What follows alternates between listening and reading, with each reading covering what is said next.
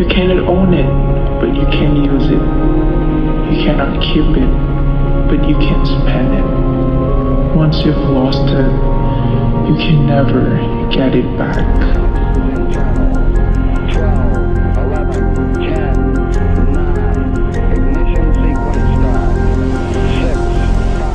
How Hans Wilsdorf built Rolex from nothing. Luxury watches are often associated with wealth, prestige, and timeless craftsmanship. Among them, one name reigns supreme: Rolex. A Rolex watch is not just a timepiece, it is a statement of success, precision, and durability. From the wrists of world leaders to deep-sea explorers, from astronauts to race car drivers, Rolex has become a symbol of excellence and achievement. But behind the grandeur of the Rolex empire lies an incredible story of resilience, vision, and determination. It is the story of Hans Wilsdorf, an orphaned teenager with no fortune and no connections, who dared to revolutionize the watch industry. In a time when wristwatches were dismissed as unreliable novelties, Wilsdorf defied convention, challenged skeptics, and transformed an idea into one of the most prestigious brands in history. The story of Rolex is not just about luxury watches. It is a tale of resilience, innovation, and the relentless pursuit of perfection. This blog post explores the life of Hans Wilsdorf, the founder of Rolex, who turned his passion for watches into one of the most prestigious watch brands in the world. A childhood marked by tragedy. Rolex is one of the most luxurious watch brands in the world, valued today at around $8 billion. It is synonymous with prestige, precision, and innovation. However, the company's story is far from an ordinary tale of business success. It is the story of an orphan boy who lost everything but still managed to revolutionize the watchmaking industry. Hans Wilsdorf, the visionary behind Rolex, was born on March 22, 1881, in Kulmbach, Germany. He was the second of 3 children in a family that ran a moderately successful iron goods business. His early childhood was comfortable, but his life took a tragic turn when his mother passed away in 1892. A year later, his father also died, leaving him and his siblings orphaned at a young age. With no parents to guide them, Hans and his siblings were placed under the custody of their uncles, who managed the family business. Instead of preserving the company for the children's future, the uncles sold it, leaving Hans without an inheritance. Without financial security, Hans was sent to a prestigious boarding school in Bavaria, Germany, where he struggled with loneliness and uncertainty about his future. Despite the hardships, he turned his energy toward academics. He excelled in mathematics and languages, particularly French and English. Though he had no idea at the time, these skills would later prove invaluable in his career, allowing him to navigate international business with ease. During his years at the boarding school, Hans befriended a Swiss boy who often spoke about his homeland's renowned watchmaking industry. The boy described the precision, craftsmanship, and dedication of Swiss watchmakers, sparking Hans's curiosity. The idea of working in such an industry fascinated him, and this newfound interest soon became a passion. At the age of 19, Hans left boarding school and made a bold decision to move to Geneva, Switzerland. He was determined to start a new chapter in his life and find opportunities in the business world. He secured a job as an apprentice at an international pearl exporting company. Although this position had little to do with watches, it provided him with his first exposure to international trade and business operations. Hans worked diligently, learning valuable business tactics and developing strong financial management skills. His work ethic and adaptability impressed his employers, and he quickly earned a decent salary. However, his passion for watches never faded. He knew that his future lay in the world of horology. In 1900, Hans took a significant step toward his dream. He moved to La Chaux-de-Fonds, the heart of Switzerland's watchmaking industry. He secured a position at Kuehne Korten, a prominent watch export company. As an English correspondent and clerk, he was responsible for overseeing watch shipments and ensuring product quality. It was here that Hans gained his first real insights into the watch industry. He studied the mechanics of watches, their precision, and how different manufacturers approached craftsmanship. He also observed how Kuehne Korten profited by selling watches without actually producing them, relying instead on outsourced components. This experience opened his eyes to the possibilities within the industry. He realized realized that a company could succeed without manufacturing its own watches as long as it controlled the branding, design, and distribution. This concept would later shape the foundation of Rolex. Hans spent 2 years at Kuehne Korten, refining his understanding of watchmaking and business strategy. However, his career was briefly interrupted when he was called back to Germany for compulsory military service. After completing his time in the army, Hans was eager to return to business. Instead of going back to Switzerland, he set his sights on London, a global center for trade, finance, and commerce. In London, he found employment at another high-quality watch company, where he was responsible for increasing sales. It was during this time that he met Florence Frances May Crotty, the woman who would later become his wife. Hans's experience in London gave him deeper insights into consumer behavior. He noticed that while many watch companies focused on decorative, ornamental timepieces, consumers increasingly valued accuracy, durability, and reliability. This observation planted the seed for his greatest business venture yet. By 1903, Hans had built extensive knowledge about the watch industry, and he was confident that he could start his own business. However, his financial situation remained unstable. To make matters worse, he lost the remaining money he had inherited. Despite this setback, Hans refused to abandon his vision. He took a job in sales and marketing at another watch company, where he learned more about manufacturing and market trends. At the age of 24, Hans decided to take a leap of faith. He partnered with his brother-in-law, Alfred James Davis, to establish their own watch business. In 1905, Wilsdorf and Davis was officially founded in London. The company initially focused on importing Swiss watch movements, placing them in high-quality cases and selling them to jewelers. Their first successful product was the Portfolio pocket watch, which was smaller and more portable than traditional models. Transition to wristwatches. Although Wilsdorf and Davis started with pocket watches, Hans foresaw a major shift in the industry. He believed wristwatches would eventually replace pocket watches as the preferred timepieces for men. At the time, wristwatches were considered unreliable and mostly worn by women. Men relied on pocket watches, which were seen as more accurate and sophisticated. Hans, however, saw an opportunity to change this perception. He noted that both men and women in Britain wore bracelets, and he envisioned wristwatches that resembled jewelry but offered exceptional precision. By 1906, Wilsdorf and Davis began producing high-quality wristwatches for both men and women. Hans focused on making them more durable, stylish, and precise. He worked closely with Swiss manufacturers to improve the quality of watch movements, ensuring they met the highest standards of accuracy. To further boost the credibility of wristwatches, Hans sought official certification for their precision. In 1910, he achieved a groundbreaking milestone. Rolex became the first wristwatch brand to receive a Swiss chronometer certificate, proving that wristwatches could be just as accurate as pocket watches. Despite Wilsdorf and Davis's early success, Hans knew that his watches needed a strong, memorable brand identity. In 1908, he began brainstorming names for the company. He tested over 100 different names before settling on one that he felt was perfect: Rolex. Hans chose the name because it was short, elegant, easy to pronounce in any language, and looked aesthetically pleasing on watch dials. With Rolex officially registered, Hans intensified his efforts to revolutionize the watch industry. Rolex's journey was not without obstacles. World War I created economic instability, and anti-German sentiment in Britain made it difficult for Hans to operate as a German-born entrepreneur. To protect his business, he moved Rolex's headquarters to Geneva, Switzerland,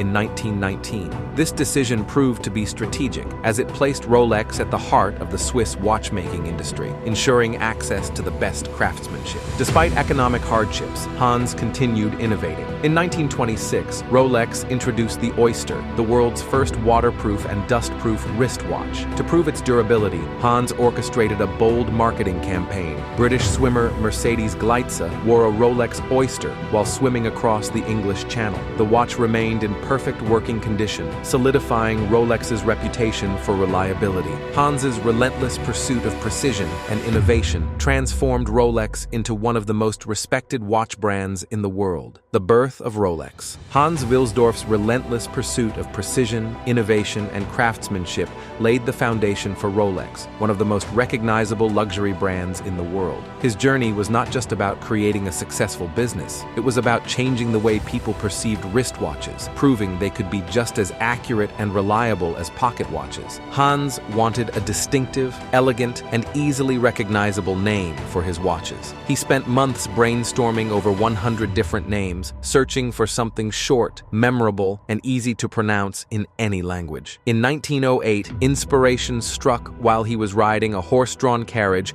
through the streets of London. He claimed that the name Rolex simply came to him as a whisper, effortlessly rolling off the tongue. He immediately trademarked the name, ensuring that Rolex would become synonymous with precision and luxury. The brand was still young, and the world had yet to recognize the significance of this name, but Hans was determined to change that. At the time, wristwatches were viewed as delicate, unreliable accessories primarily worn by women. Men continued to rely on pocket watches, which were seen as more accurate and sophisticated. Hans Wilsdorf, however, had a different vision. He partnered with the Swiss company Hermann Egler to import high-quality movements from Switzerland, determined to create timepieces that could rival, if not surpass, the accuracy of pocket watches. His goal was to make wristwatches that were not only fashionable, but also precise, durable, and practical for everyday use. His dedication to precision paid off. In 1910, Rolex became the first wristwatch brand to receive a Swiss chronometer certificate, a groundbreaking achievement that proved wristwatches could be just as accurate as pocket watches. But Hans didn't stop there. He knew that gaining industry recognition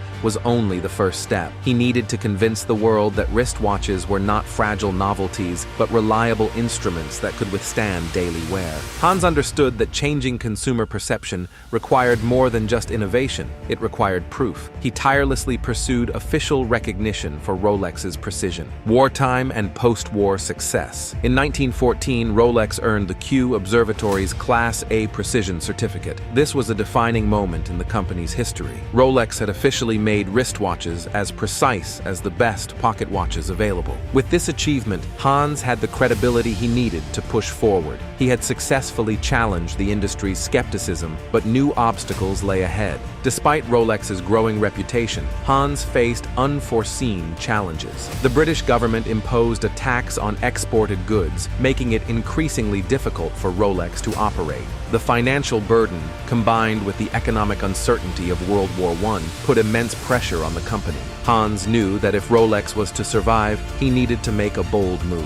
In 1915, he relocated the company's headquarters to Biel, Switzerland, renaming it the Rolex Watch Corporation Limited. This decision allowed Rolex to continue operating despite the challenges posed by wartime regulations. Surviving war, moving forward. When World War I erupted, the demand for reliable wristwatches skyrocketed. Soldiers needed quick, easy-to-read timepieces that could withstand the harsh conditions of the trenches. Pocket watches were impractical for combat situations, but wristwatches offered a hands-free alternative. This shift in necessity played directly into Wilsdorf's vision. Rolex wristwatches quickly gained popularity among British officers who recognized their durability and accuracy in battle. The war changed public perception. Wristwatches were no longer seen as fragile accessories, but as essential tools for professionals and military personnel. However, Hans faced another major obstacle: his German heritage. Anti-German sentiment in Britain made it increasingly difficult for him to operate in London. To protect Rolex from the political climate, he made a decisive move.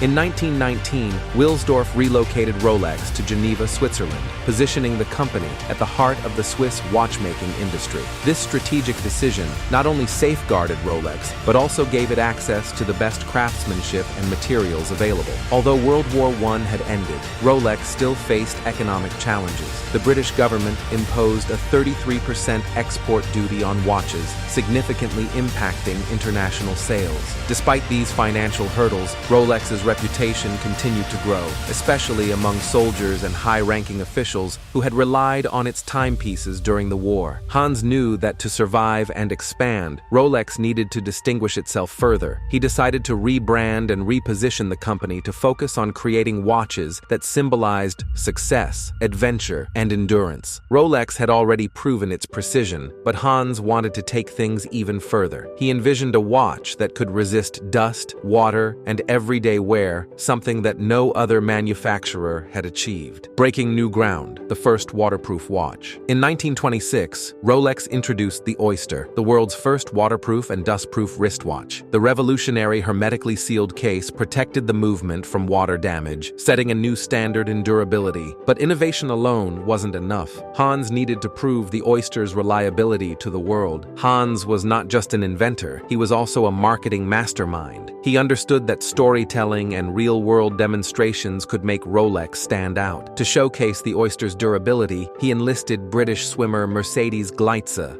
as Rolex's first brand ambassador. In 1927, she attempted to swim across the English Channel wearing a Rolex Oyster on her wrist. Although she did not complete the swim, the watch remained fully functional after 10 hours in freezing water. Hans capitalized on this success by taking out full-page newspaper advertisements, declaring that the Rolex Oyster had triumphed against the elements. This bold marketing campaign was a game-changer. The world now knew that Rolex was different. It was a brand built on reliability, innovation, and endurance. Hans didn't stop at waterproofing. In 1931, Rolex introduced the Oyster Perpetual, the first waterproof, self-winding wristwatch with a perpetual rotor. This innovation eliminated the need for manual winding, making Rolex even more convenient for wearers. With the introduction of the Datejust in 1945, the first self-winding chronometer wristwatch with an automatic date display, Rolex solidified its place as a pioneer in horology.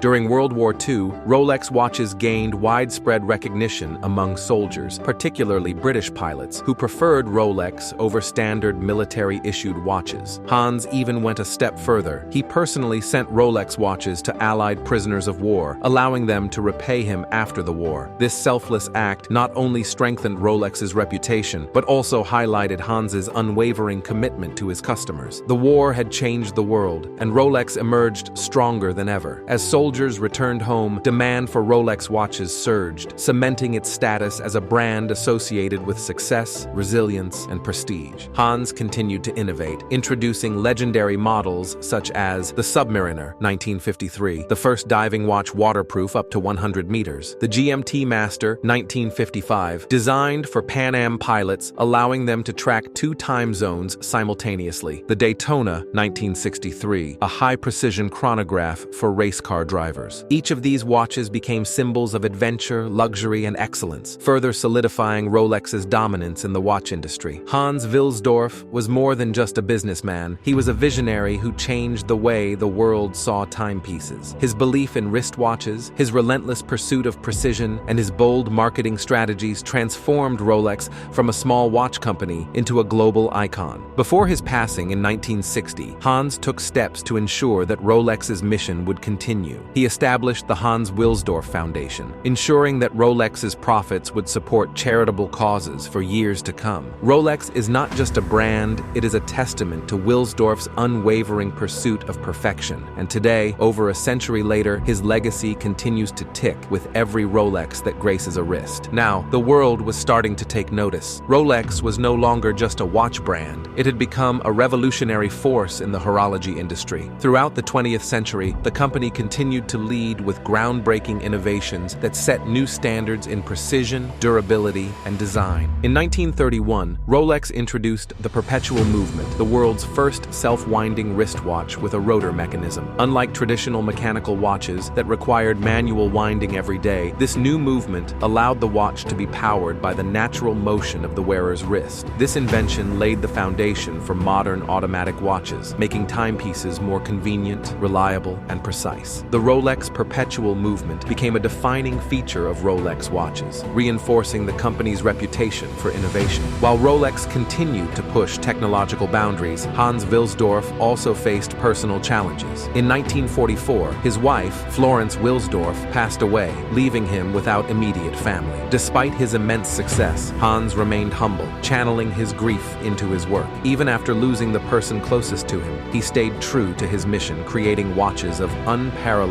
quality and precision. The death of Florence Frances May Wilsdorf in 1944 left Hans Wilsdorf in deep sorrow, as she had been his greatest supporter and partner in building Rolex. However, rather than allowing grief to consume him, he channeled his pain into an even greater dedication to his work, using Rolex as both a sanctuary and a symbol of his unbreakable vision. The first major milestone after her passing was the creation of the Rolex Datejust in 1945, the first wristwatch with an automatically changing date, setting a new standard in horology. In 1945, Rolex launched the Datejust, the world's first wristwatch with an automatic date-changing function on the dial. This model was another milestone in watchmaking, offering both elegance and practicality. To further improve readability, Hans introduced the Cyclops lens, a small magnifying lens over the date window that made the date easier to read. The Datejust quickly became a symbol of prestige and sophistication, appealing to professionals, world leaders, and style-conscious individuals alike. This release marked the beginning of a new phase for Rolex, as Wilsdorf increasingly sought to push boundaries. Around the same time, he made one of the most important decisions of his life, establishing the Hans Wilsdorf Foundation, ensuring that Rolex would continue to thrive beyond his lifetime by remaining privately controlled and independent. This decision was not just strategic, but also deeply personal, as it reflected the values he and Florence had shared about giving back to society. While Rolex had already achieved global recognition, Wilsdorf was determined to expand its reach even further. In the post-war years, he oversaw the company's expansion into North America, Asia, and the Middle East, ensuring Rolex became a symbol of aspiration and success worldwide. His leadership remained hands-on, with an unwavering commitment to quality, innovation, and durability. He closely monitored every aspect of Rolex's operations, often inspecting watches himself, challenging engineers to refine designs, and setting higher standards for precision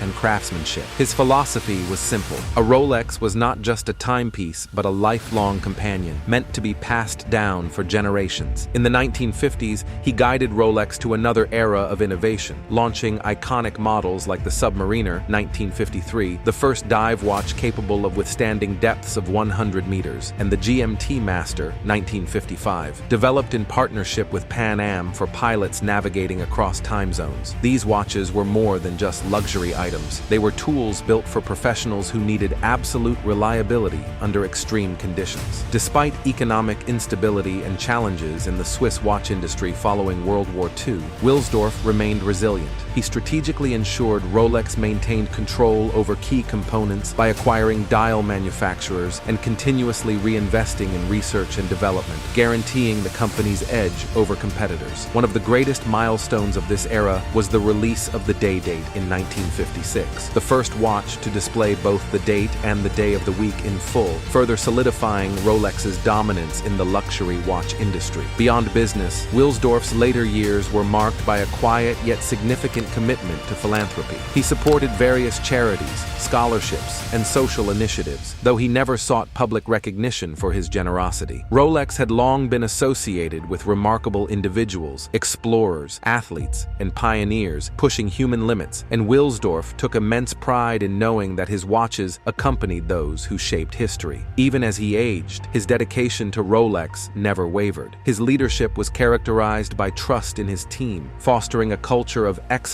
while allowing experts to flourish under his guidance. He was demanding but fair, a visionary who understood that Rolex was no longer just a company, but an institution dedicated to perpetual innovation. He believed that a watch should not merely tell time, but reflect the values of resilience, ambition, and achievement. Even in his final years, despite declining health, he remained deeply involved in company affairs, ensuring ensuring that the foundation he had built would endure long after he was gone. Wilsdorf was not just a businessman. He was a pioneer who revolutionized the watch industry, turning Rolex into a global symbol of prestige and performance. His later years were not about slowing down, but about securing the future of the brand he had dedicated his life to, making sure that every watch bearing the Rolex name upheld the same principles he had instilled from the very beginning. Hans Wilsdorf's vision extended beyond business success. That same year, he established the Hans Wilsdorf Foundation, ensuring that Rolex's profits would support charitable causes long after his passing. Unlike most luxury brands, Rolex was not privately owned or controlled by a corporation. It was owned by a foundation dedicated to maintaining Wilsdorf's legacy. This move not only secured Rolex's future, but also reinforced the company's values of excellence, philanthropy, and innovation. As Rolex continued to grow, so did its influence in the world of sports, adventure, and exploration. The Submariner was designed for professional divers, but it quickly gained mainstream popularity due to its rugged, sporty design. Over the years, it became one of Rolex's most iconic models, even appearing on the wrist of Sean Connery's James Bond in early Bond films. That same year, Rolex watches played a role in one of the most historic achievements in mountaineering. Sir Edmund Hillary and Tenzing Norgay, the first climbers to reach the summit of Mount Everest, wore Rolex Oyster Perpetual watches during their expedition. The extreme conditions of the Himalayas put the watches to the test, proving their resilience and accuracy. Rolex later released the Explorer, inspired by this legendary expedition, further cementing its reputation for crafting watches designed for extreme environments. In 1955, Rolex introduced another revolutionary timepiece, the GMT Master. Designed for Pan American World Airways Pan Am pilots, it was the first watch capable of tracking 2 time zones simultaneously. The GMT Master featured a 24-hour rotating bezel and an additional hour hand, making it an essential tool for international travelers and aviators. This model became widely recognized as the ultimate pilot's watch, worn by commercial pilots, astronauts, and military personnel. Rolex was not only conquering land and air, but also the depths of the ocean. In 1960, the company once again made history with the Deep Sea Special, an experimental dive watch that survived a descent to the Mariana Trench, 10,916 meters, 35,800 feet deep. Attached to the bathyscaphe Trieste submarine, the watch withstood the crushing pressures of the deepest known part of the ocean, emerging completely intact. This achievement demonstrated Rolex's unparalleled durability and engineering expertise, proving that their watches were built to withstand the harshest environments on Earth. Meanwhile, Rolex was also making waves in the world of motorsports. In 1963, the company introduced the Cosmograph Daytona, a high-precision chronograph stopwatch function designed for professional race car drivers. The Daytona was built for speed, featuring a tachymeter bezel that allowed drivers to measure their average speed over a fixed distance. Over time, the model gained a cult following, and vintage Paul Newman Daytonas would later sell for millions of dollars at auctions, making them some of the most sought-after timepieces in the world. Each of these watches was more than just a timepiece. They became symbols of adventure, precision, and achievement. Rolex was no longer just a watch brand. It had become an essential part of history, accompanying explorers, athletes, and pioneers in their greatest pursuits. Hans Wilsdorf's contributions to horology extended far beyond watchmaking. His ability to combine innovation with marketing genius allowed Rolex to maintain its status as a leader in the luxury industry. He knew that a watch wasn't just about telling time, it was about making a statement. His marketing strategies, such as placing Rolex watches in the hands of world record breakers and daring explorers, ensured that Rolex became synonymous with excellence. After decades of hard work, Hans Wilsdorf had transformed his passion into a global empire. Rolex had grown from a small watch business into the most prestigious luxury watch brand in the world, a name that represented quality, craftsmanship, and innovation. On July 6, 1960, Hans Wilsdorf passed away, leaving behind an extraordinary legacy. Although he was no longer alive to witness the continued success of Rolex, his vision remained deeply embedded in the company's DNA. The Hans Wilsdorf Foundation ensured that Rolex remained independent, allowing the brand to focus on its core mission rather than external corporate interests. Today, Rolex stands as a symbol of precision, luxury, and innovation, embodying the spirit of its founder. The journey from a young orphan to the creator of a global brand is a testament to Hans Wilsdorf's resilience, determination, and pioneering vision.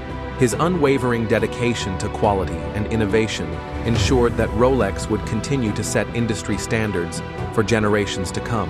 From the invention of the self-winding movement to the creation of the world's most legendary timepieces, Rolex's history is filled with groundbreaking milestones. Wilsdorf's belief that a wristwatch could be both practical and prestigious reshaped the watch industry forever.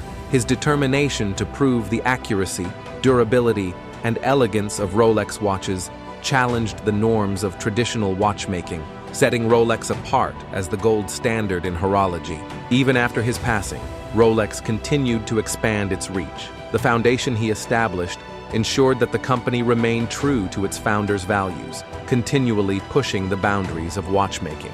Rolex watches became the preferred choice of astronauts, deep-sea divers, pilots, and world leaders, reinforcing their reputation as timepieces of excellence. Hans Wilsdorf's journey was not just about creating a successful business. It was about challenging expectations and proving that nothing was impossible. From the early days of skepticism surrounding wristwatches to Rolex's dominance in the industry, his story remains an inspiration for future generations of entrepreneurs, watchmakers, and visionaries. Rolex is more than just a watch brand. It is a legacy of innovation, precision, and perseverance. And at the heart of that legacy is one man's belief in the power of time. The company began focusing on exclusivity and high-quality materials such as 904L steel, which contributed to its premium pricing. Today, Rolex remains the most recognizable watch brand in the world. From an orphan boy who started with nothing, Hans Wilsdorf's journey is a testament to the power of determination, innovation, and strategic marketing in transforming an industry and creating a lasting legacy. More than just a watch, Rolex's success is built on a series of groundbreaking innovations, from the first waterproof watch to the most durable and precise timepieces. Every major Rolex model has a history of functionality, durability, and style, making it the most recognized luxury watch brand in the world. Hans Wilsdorf's journey from an orphan teenager to the founder of Rolex is a testament to resilience, vision, and the pursuit of perfection. His belief in wristwatches transformed an industry, proving that innovation and determination can defy the odds. Rolex is not just about telling time, it is about making history. And at the heart of that history is one man's unwavering belief in the impossible. Hans Wilsdorf's story is a true rags-to-riches tale. From an orphaned boy with no financial backing, he built a global empire based on innovation, quality, and perseverance. His vision transformed wristwatches from fragile accessories into essential, high-precision tools, making Rolex one of the most respected brands in history. From a boy with nothing to a man who created everything, this is the story of Hans Wilsdorf and Rolex. Thank you for watching, and if you enjoyed the video, like and subscribe for more like this.